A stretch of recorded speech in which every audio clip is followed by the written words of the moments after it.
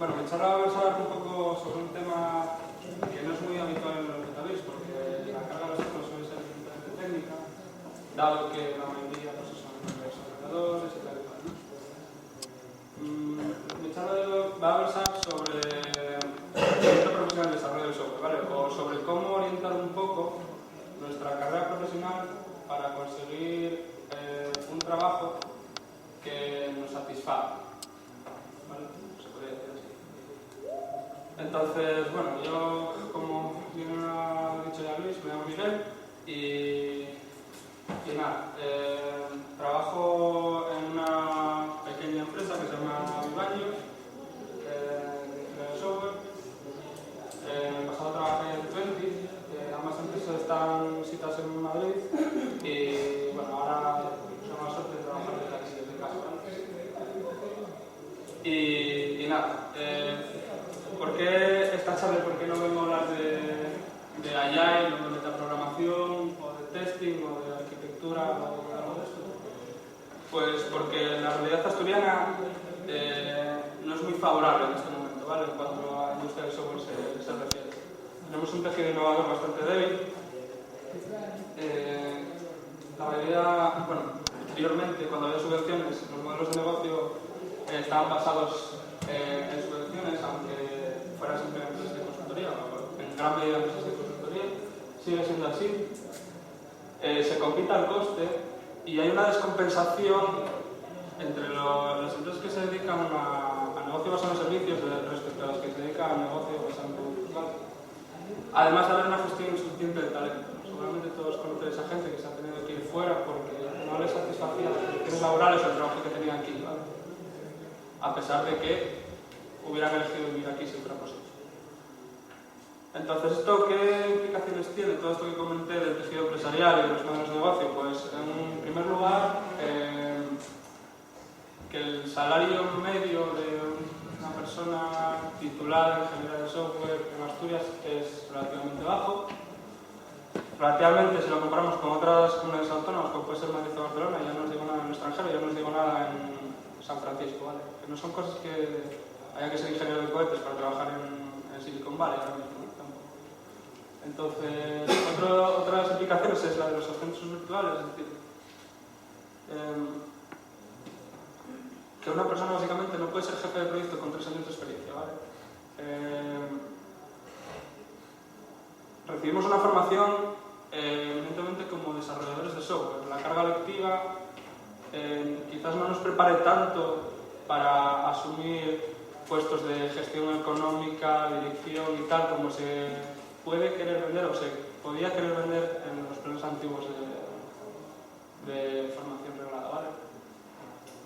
Entonces, ¿qué pasa? Que la compensación a la que nos enfrentamos en la mayoría, y si hablo de generalidades porque también trabajé en Asturias, en bastantes empresas, bueno, no bastantes, pero en más de 3.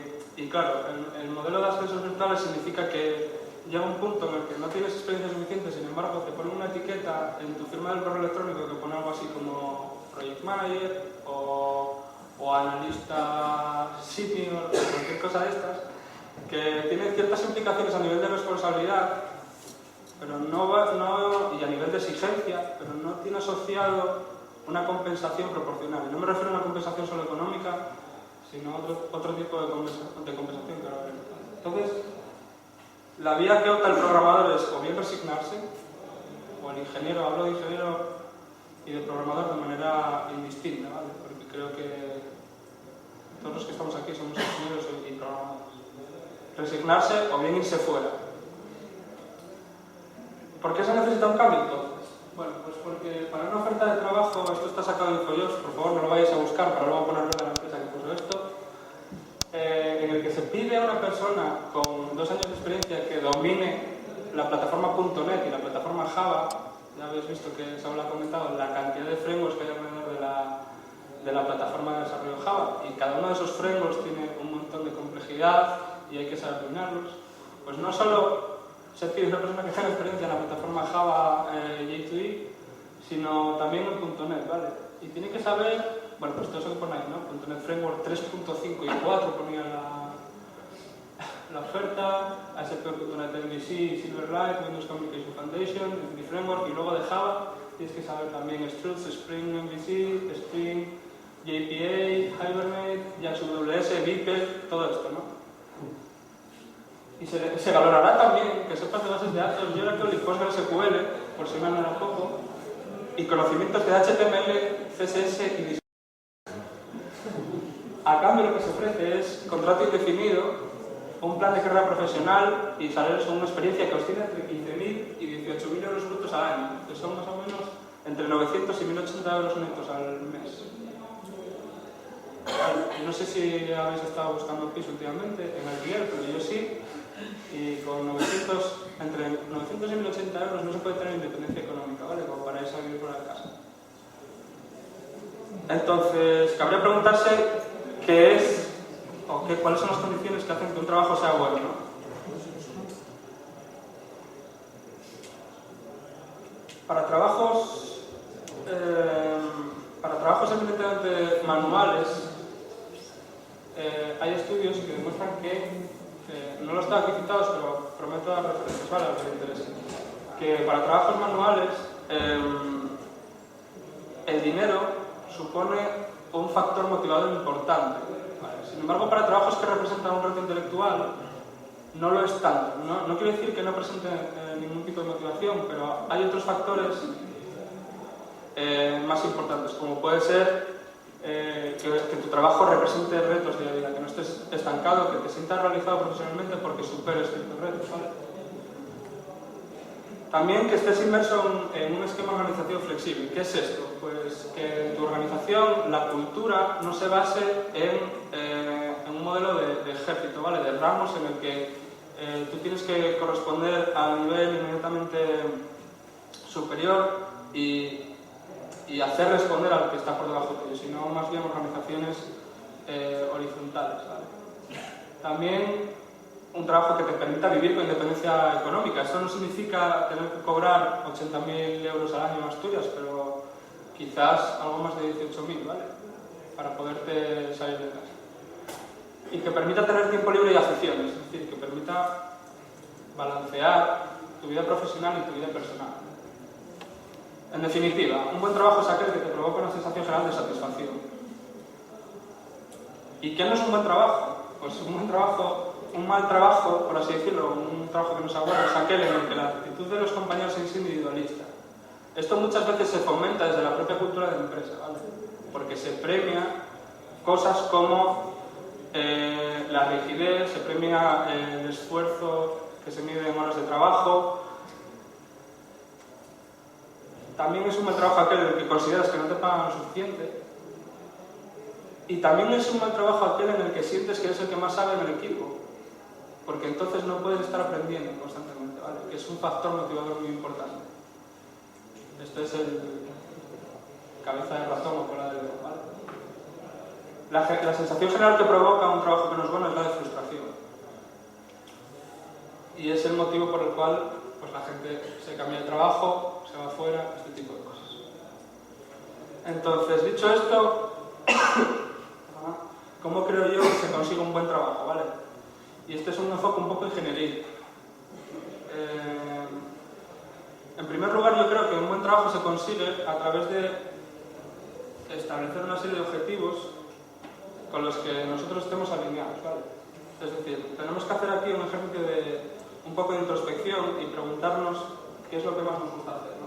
O sea, ¿en qué tipo de tecnología nos gusta más trabajar? ¿Me gusta más tecnologías web? ¿Me gusta más la parte de arquitectura web, por ejemplo? ¿No? ¿Me gusta más la parte de mobile devices? ¿O me gusta más la industria del videojuego o la industria de la informática gráfica? Este tipo de cosas. ¿Dónde te gustaría vivir, no? Cerca de la familia, me gustaría vivir en una ciudad grande, me gustaría vivir en un sitio donde tuviese unas alternativas de ocio que quizás no tengo en Asturias, este tipo de cosas.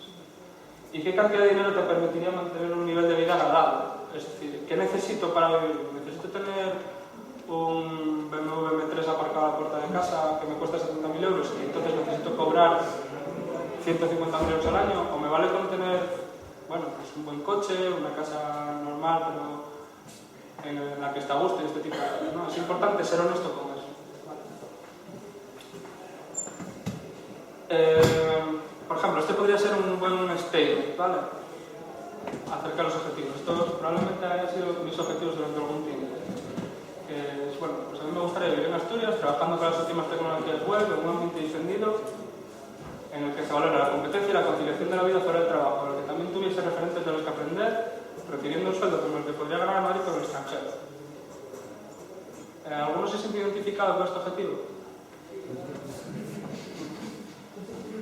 Vale, vale. Alguno, ¿no? Cada uno tendréis los vuestros, este es uno. Entonces, este objetivo hay que tenerlo siempre en mente, pero hay que también pensar en el contexto en el que estamos ahora mismo, cuáles son los trade-offs, cuáles son las cosas que no se pueden satisfacer al mismo tiempo relativas a este objetivo, ¿vale? Entonces, quizás de una manera temporal o circunstancial tengamos que renunciar a una parte de ellos a cambio de elaborar una estrategia que nos permita llegar, ¿vale? Por ejemplo, si nuestro objetivo fuese trabajar en una empresa puntual de Internet, ¿vale? Facebook, por ejemplo. Sabemos que las condiciones laborales en esta empresa son excelentes, existe también un buen balance entre la vida personal y profesional, eso sí, trabajan mucho. El nivel de reto es altísimo y el sueldo es proporcional, son gente que cobra una pasta, ¿vale? Pero por otra parte, el nivel de exigencia técnico también lo es. Entonces, tenemos que preguntarnos cosas como las siguientes, ¿no? ¿Soy capaz de generar más dinero a mi empresa del que le cuesta? Porque una cosa es que por nosotros paguen 18.000 euros y otra cosa es lo que le cuesta a la empresa, que es probablemente 1,8 veces más, ¿vale? Aproximadamente 32.000, 34.000 euros al año. ¿Domino los métodos, técnicas y herramientas que demanda mi puesto de trabajo?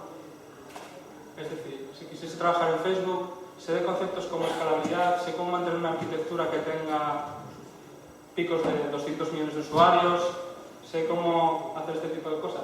Si no lo sé, ¿podría aprenderlo en un plazo de tiempo razonable, 2 o 3 meses?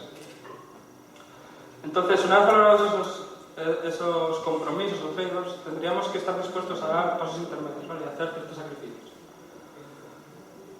Uno podría ser, ¿sería capaz de rebajarme el sueldo temporalmente a cambio de recibir formación? Es decir, yo voy a una empresa y con esto voy a hacer aquí un pequeño paréntesis para explicar, si hay alguien que tenga empresas, lo que no es una beca, ¿vale? Una beca no es contratar a alguien por 800 euros para que me haga el mismo trabajo que una persona que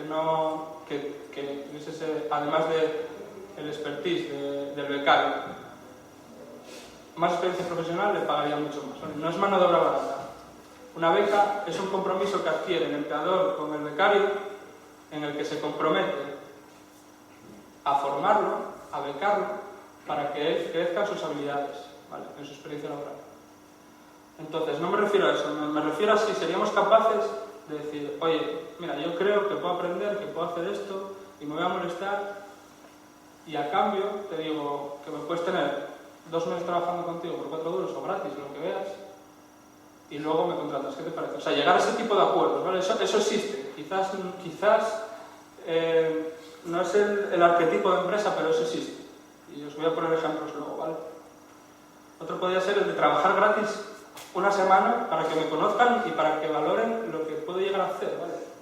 Mediante cosas como el Joan Jogues de Star, por ejemplo. Yo participé en el Joan Jogues de Star, cogí una semana de vacaciones en Twenty para irme a trabajar gratis a otra empresa. Y esa empresa es la que estoy trabajando desde casa ahora mismo, ¿vale? Ahí está mi padre, que os puedo decir que no estaba muy de acuerdo con esa jugada.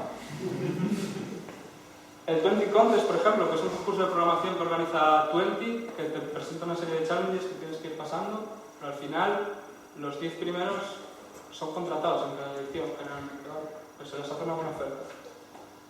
O el Spotify Programming Challenge, ¿vale? Estas son formas buenas de hacer una inversión. Vale más invertir en esto casi que invertir en un curso, bajo mi punto de vista. Estaría también como paso intermedio a estar dispuesto a trabajar en una empresa que no estuviese alineada con mis objetivos iniciales, pero que me sirviese para trabajar en un área en el que necesito mejorar. Por ejemplo, yo es que odio la consultoría, pero joder, sé que la consultoría te permite trabajar ciertas habilidades, como habilidades de comunicación, trato con el cliente, trabajar con deadlines apretados, este tipo de cosas que son interesantes de cara a tu formación, ¿vale? Una formación formación como profesional del desarrollo de software. Otro de las técnicas sí, las técnicas de este método sería hacer un acto de responsabilización sobre nuestro nivel de competencias técnicas, ¿vale? Ni los profesores de la escuela de informática, ni nuestro jefe, nadie es responsable de que nosotros aprendamos, ni de que nosotros mejoremos, somos nosotros mismos. Eso quiere decir que si yo estoy en una empresa, a menos que llegue a un acuerdo con mi empleador, por ejemplo, no sería lícito que yo emplease tiempo de mi trabajo para formarme. ¿Sabes? Eso es algo que se hace fuera. No te paga para que leas libros. Hay una formación que es intrínseca, que es aquella que es necesaria para resolver un problema concreto que no sabes resolver.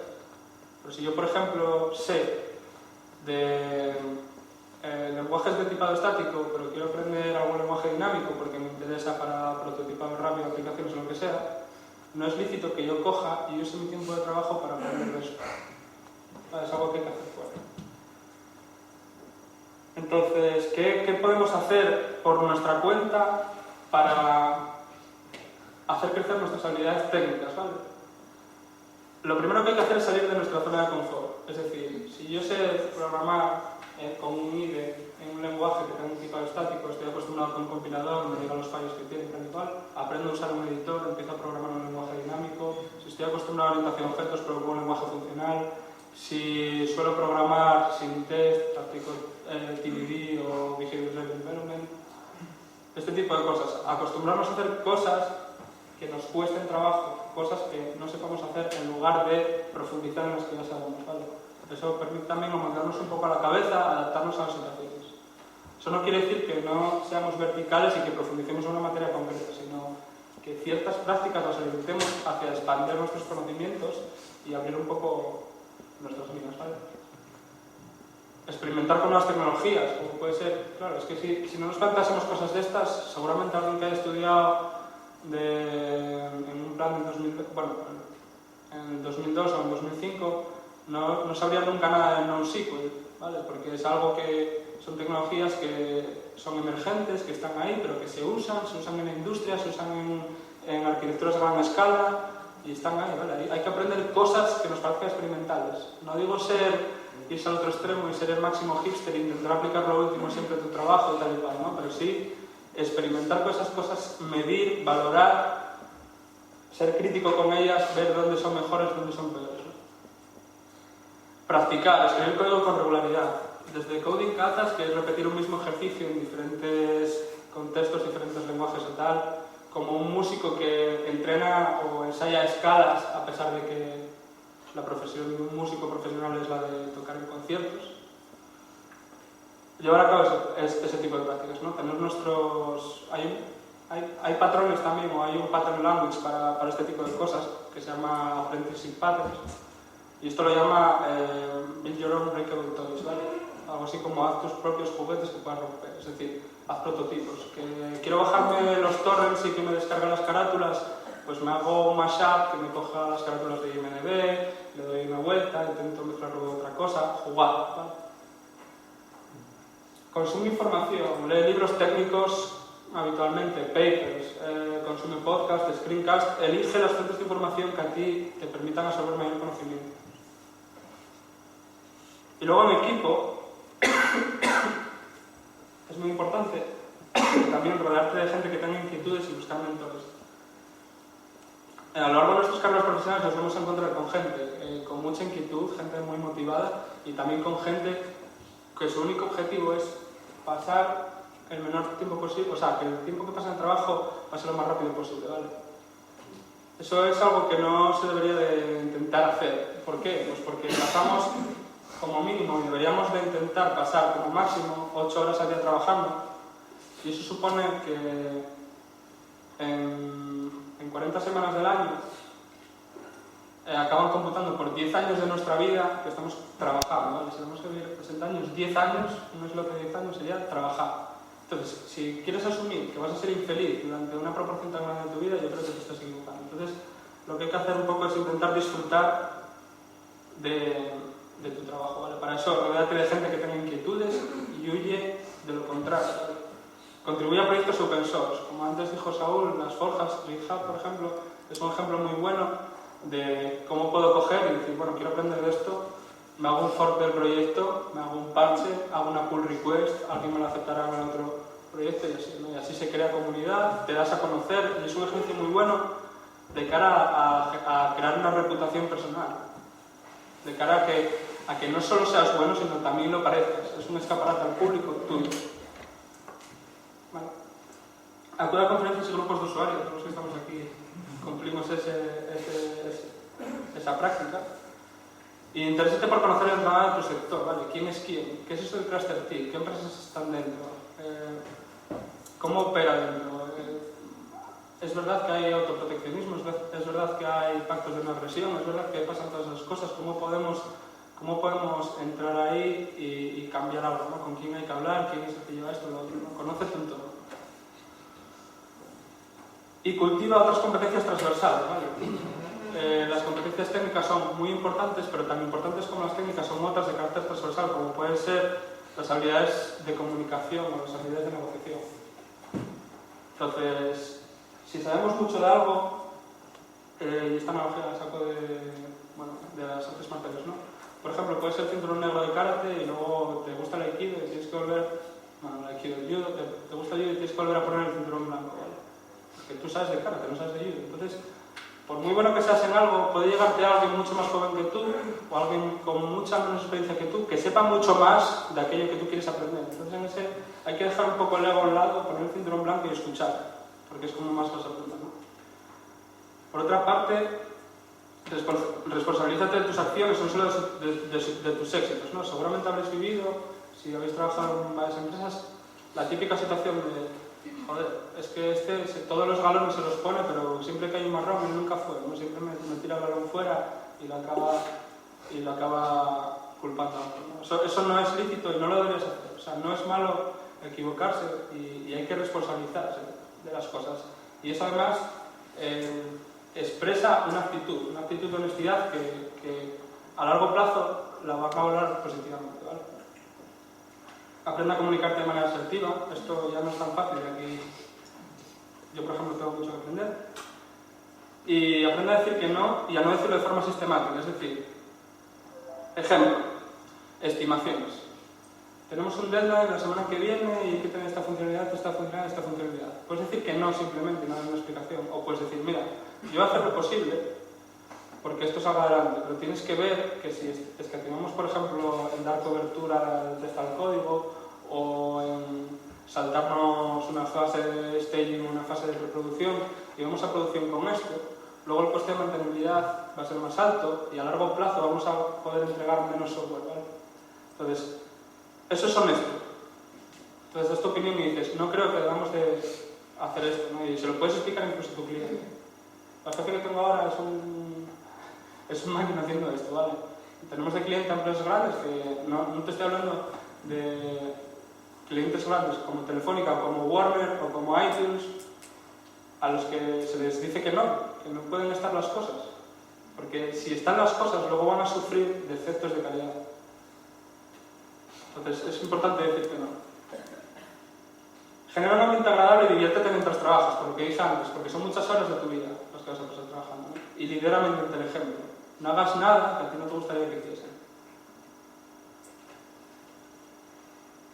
Casi por último, una vez que adquieres ese compromiso con estas prácticas y decides cambiar tu forma de aprender, decides aprender a aprender, decides mejorar en aspectos técnicos, en aspectos transversales, y llega un punto en el que vas recogiendo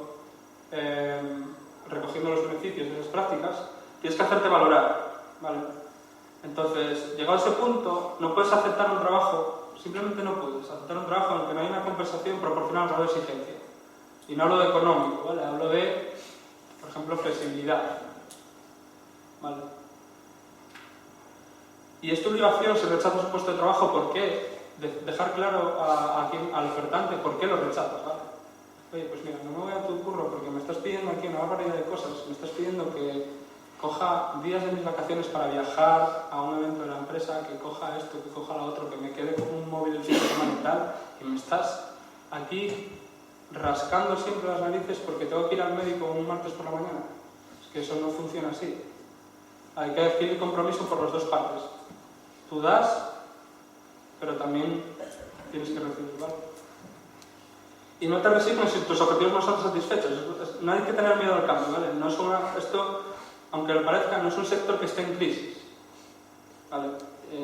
Puedes marcharte de una empresa y si te has preocupado por conseguir alcanzar cierto nivel técnico, ciertas habilidades, puedes marcharte al día siguiente a otra. Y eso es verdad, no es que me lo saque yo y aquí vengo a contar mi historia. Eso es así porque hay mucha demanda de perfiles profesionales buenos, ¿vale?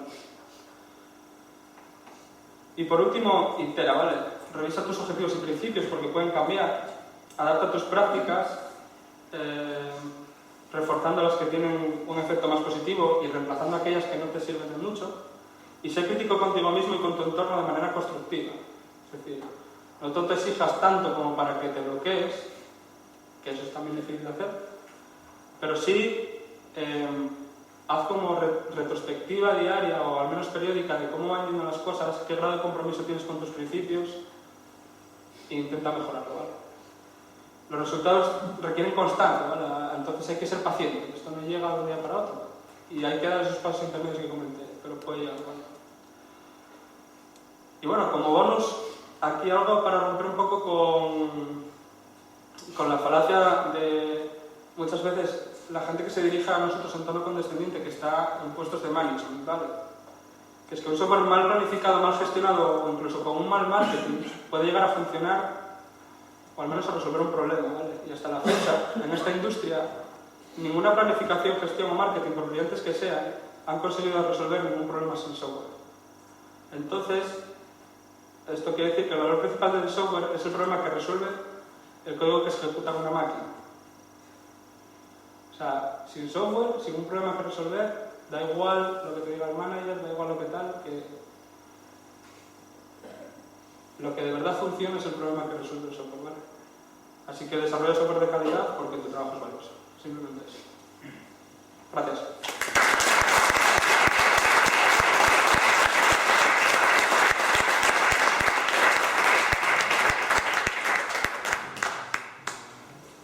¿Preguntas? ¿Alguno de micro está pidiendo la boca? Yo aquí no sé si hace falta micro. ¿Crees realmente que en alguna empresa de Asturias se pueda lograr esto? Porque tú mismo has dicho que estás trabajando desde Asturias, pero para una empresa de fuera, ¿no? Sí. ¿Puedo responder? Sí, te va a poder responder bien. La mía. A ver, que no es lógica. El caso es que sí las hay. Bueno, perdón. Sí las hay, ¿vale? No hay muchas, pero es que nadie... quiero decir, si tu objetivo es trabajar por una empresa asturiana o tu objetivo es quedarte en Asturias y trabajar en Asturias. No, evidentemente en Asturias, claro. Porque son dos cosas distintas. Quizás el tejido empresarial que hay en Asturias no satisfaga tus objetivos, con lo cual tendrás que buscarte una alternativa, dar un paso intermedio para conseguir satisfacer esos objetivos. El mío, por ejemplo, fue que no me satisfacía nada de lo que había y dije, bueno, voy a ir a una empresa grande, y tal. Cuando estuve en 20, pasé un proceso de selección de otra empresa, grande también, más grande que 20. Y decidí no irme a esa empresa porque lo que quería era trabajar para una empresa más pequeña en el que el ambiente fuese distinto. Me gustó mucho cuando estuve en Vivaldi y pasé al Best Star, me pareció que la forma de trabajar que tenían era brutal y dije, bueno, pues esto es lo que yo quiero. No pensé, en ese momento no pensé en venir a Asturias, pero es que la cultura de esa empresa favorece esa flexibilidad que te comentaba, que sí está alineada con mis objetivos. Y llegó un punto que me dijo, mira, pasa todos los meses aquí y si vemos que funcionas y tal y cual, pues te ofrecen Asturias. Y aquí estoy. El resto de mis compañeros, uno trabaja en Berlín, el otro trabaja en Londres. Trabajo con otros dos asturianos, uno en Gijón y otro de aquí de Oviedo. Y somos 9 o 10, vamos. Entonces, no es que puede que no haya empresas para las que estés alineadas, que sí creo que las haya, lo que pasa es que no son tan conocidas. Porque no suelen ser las empresas que aparecen con trajes, hacen una tarjeta en un evento, pero sí creo que las hay. Pasa que hay que buscarlas. Y si no, otra alternativa muy buena es la de emprender. ¿Vale? Conocemos también Milestone es una productora de videojuegos indie que hay aquí, una boutique de videojuegos indie, que la llevan dos chavales que son ingenieros, que fueron ingenieros que se graduaron en esta escuela, ¿vale? Y están haciendo lo que les gusta y es un claro ejemplo de éxito profesional en Asturias. Y se lo montaron por su cuenta. ¿Por qué? Porque querían lo que hacían. Y que vende fuera. Y vende fuera. Están muy altos en el ranking de indie games. ¿Qué